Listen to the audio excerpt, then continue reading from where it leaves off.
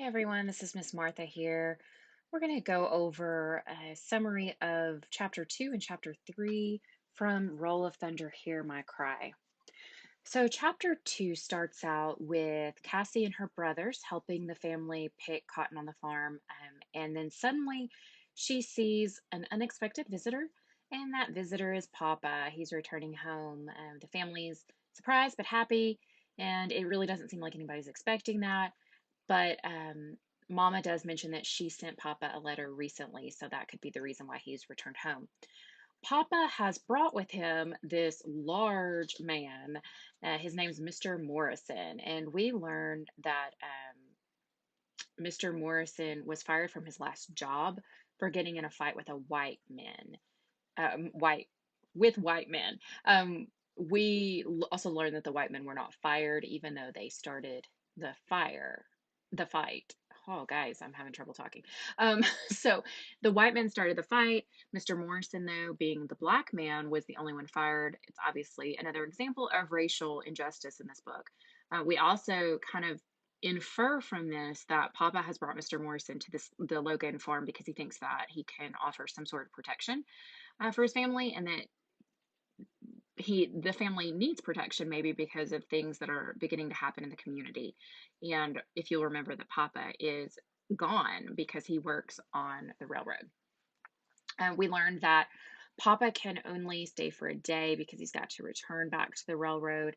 And Cassie, although we as readers can understand why Papa brought Mr. Morrison, Cassie does not quite understand. So she talks with her brothers, trying to figure out why Mr. Morrison would be brought to live with them.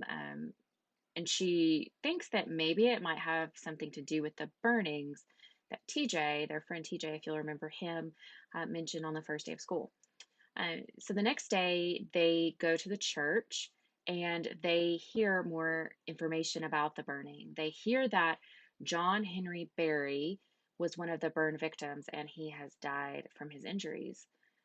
Apparently, he and his brothers, or his brother Beacon, had been getting gas in the nearby town. Strawberry, I believe, is the name of the town, when a couple of white men accused them of flirting with a white woman. And these men then chased down the two brothers, and the brothers stopped by their uncle's house because they were running out of gas in their car. But the white men dragged all three of them, the two original brothers, John and Beacon, and then the uncle out and lit them on fire. Um, there was a witness who even called the sheriff to try to explain what was happening, and the sheriff called her a liar. Um, it's clear, obviously, that this burning incident was motivated by racism. And the fact that the sheriff won't even listen to this witness shows how deeply embedded this racism is in the community. And this is not just a work of fiction, guys. There was a case that I talk about sometimes in class, and we may bring this up later, of Emmett Till,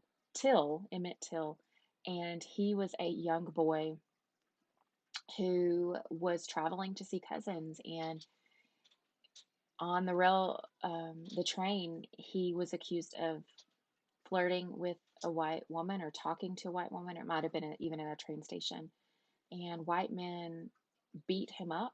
And when I say beat him up, that is an understatement. They pulverized his face. They killed him, merely because he was talking to a white woman. And the case of Emmett Till is really groundbreaking because his mother chose to take pictures, have pictures taken of her son's dead body, um, his body that was just completely destroyed by these men who beat him up for talking to a white woman. And she had these pictures circulated throughout the nation and in magazines so that people could see the horrible things that were going on. So, bringing that back to Roll of Thunder, Hear My Cry, this was not just something that the author Mildred Taylor thought up in her mind. Events like this actually did happen. All right, let's continue in chapter 2.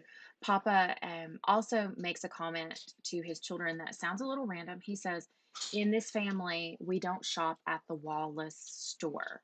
So that's a little bit out of the blue. And we later learn that the reason why he is telling them not to shop there is because their store is store is trouble. Papa says that if he finds out any of them have gone to the store, it will mean that he's going to give them a big whipping.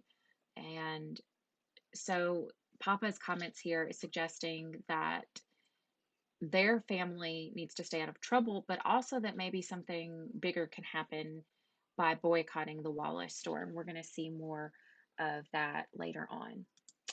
All right, let's move on to chapter 3. And let me bring my notes up for chapter 3. Okay, chapter 3 is really an interesting chapter. It's got some bigger action plot points that come up. So the weather has become rainier and it's making it tough for the kids to walk to school because it's muddy. And remember, the white children for the white school get to go to school in a school bus. And so they are comfortable in their school bus. They are not worried about the rain. They are not worried about the mud or anything like that. So as the black children are walking to school, the white school bus driver purposely tries to splash the Logan children on their walk to school. I mean, can you imagine that? A grown man trying to splash these children all because of the color of their skin with mud. Little man gets really upset because he's really meticulous and clean. If you'll remember in chapter 1, he really likes things nice and neat and in order. Let's see what else happens. So this rainy season is continuing, and on one particularly rainy, miserable day, the kids are walking to school and they think they hear the bus behind them, so they climb onto the bank, but it turns out that it's just Harlan Granger's car going past. Stacy suggests that they should wait for the bus to pass as well since they're already on the bank, and it will be difficult to get away farther up on the road. TJ convinces them that they should just keep walking so that they can get to school and get out of the rain. And once they start walking, though, the school bus comes and narrowly misses hitting the Logans and TJ, who try to get on the bank. If you'll excuse me for just a second, my Alexa alarm is going off, so let me tell her to stop.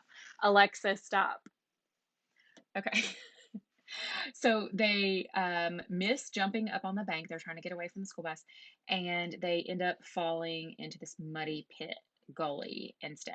And they're, really upset. They shouldn't have to be dealing with these things on top of everything that they have to go through. So Stacy is really, really mad and is saying that this isn't going to happen again. We're going to figure out a way for this not to happen again.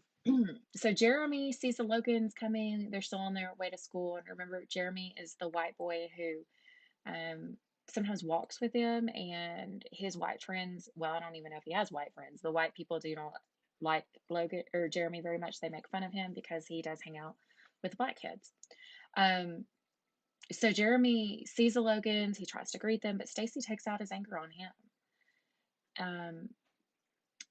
And I think this is an important action to realize, that sometimes that racial injustices can cause people to take out anger when it's not directly towards that person. So maybe Jeremy didn't do anything wrong, right? But because he is a white person and he's part of that system that gets that special treatment, Stacy does get angry at him. And that's not to say that Stacy is wrong, and that's not to say that Jeremy is wrong, but that's just the way it is sometimes. I don't know if you all have ever experienced that, where you are angry or upset about something, and just the next person who's friendly with you, they might get the cold shoulder because they're there. And that seems to be what's happening now. Cassie does point out in this chapter, though, that Jeremy never rides the bus either, no matter how bad the weather is. So he is not taking advantage of this privilege that he can have. So Stacy tells his siblings to meet him at noon, and he has this big plan to make the bus stop splashing them. So he doesn't include TJ or Claude, though, because he doesn't trust them to keep quiet. So that's a little bit of foreshadowing here about how, especially TJ, is not to be trusted. So at lunchtime, the Logans grab shovels and buckets from the tool shed, and they head off to that spot where the bus has forced them off the road that morning. They dig a big old ditch, and they try to make it look as though the rain has washed away the road there. After school, they then run and hide near that ditch so that they can watch and see what's happening. Sure enough, that bus comes and it gets stuck in that big old ditch, and the white kids have to walk to and from school for the next 2 weeks as the bus gets repairs done. That's really interesting, right? So at home, Mama tells Big Ma about the bus incident. Now, remember, Mama has no clue that her children are the ones who caused this to happen. They still think just think that it was the rain that has caused this big hole to appear. She's glad no one was hurt, and she even admits that she is glad that that has happened. And the entire family begins to laugh and giggle. Um, Someone knocks on the door later that night, and Mama answers it to see that it is Joe Avery. And he is looking, shifty, nervous, something's going on. And he warns them that he says, they's riding tonight. And obviously, we know as readers, we can pick up all these context clues because then Mama and Big Ma are scared. They're sending the children to bed. So we know that he is referring to a group similar to the Ku Klux Klan or the Ku Klux Klan themselves, but someone who is out, or a group of people who are out that night looking for trouble and looking to cause harm to those who are Black. Um, Cassie sneaks into the boys' room so that she can eavesdrop on the conversation. She wants to know what's going on. She hears that the night men are riding, and one of the men that she hears is riding is the white school's bus driver. And so then she gets very nervous, thinking that perhaps these men are coming after the Logans. Perhaps they have found out that these children have dug that hole and they have caused that trouble. So she is very scared. Cassie returns to her room. She pretends to sleep as Big Ma enters, and Big Ma starts searching for something under her bed. And Cassie hears Stacy ask Mama if he can help with whatever's going on, but Mama just sends Stacy back to bed. Big Ma soon joins Mama in the room outside. She brings whatever she has been searching for, and that something is a rifle with her. So she has this rifle, and Big Ma returns and sits by the chair. So she is this watch guard for her family with the gun. Cassie falls asleep, and when she wakes up, she knows that Big Ma's gone. So that can probably cause her some panic. And she hears a noise on the porch and goes to try to figure out what that is. But she ends up falling off the porch, and she sees a couple cars pull up into their driveway and is completely terrified. Apparently, they have pulled up to the wrong house or changed their mind about something, and those cars pull out of the driveway and leave. So you can see there's a lot of tension going on. It's something that these children are having to deal with. Every move that they make, they're shrouded in terror. Not they're coming to realize that um, even if they aren't doing anything wrong, even if they are just being children, because of the color of their skin, they might be targets. And they're even further realizing, Cassie is at least, that her actions that a white kid could make that could just be seen as trouble, um, just little minor trouble, could have horribly huge consequences as well. So that is pretty much the summary of chapter 2 and chapter 3 of Roll of Thunder, Hear My Cry by Mildred Taylor.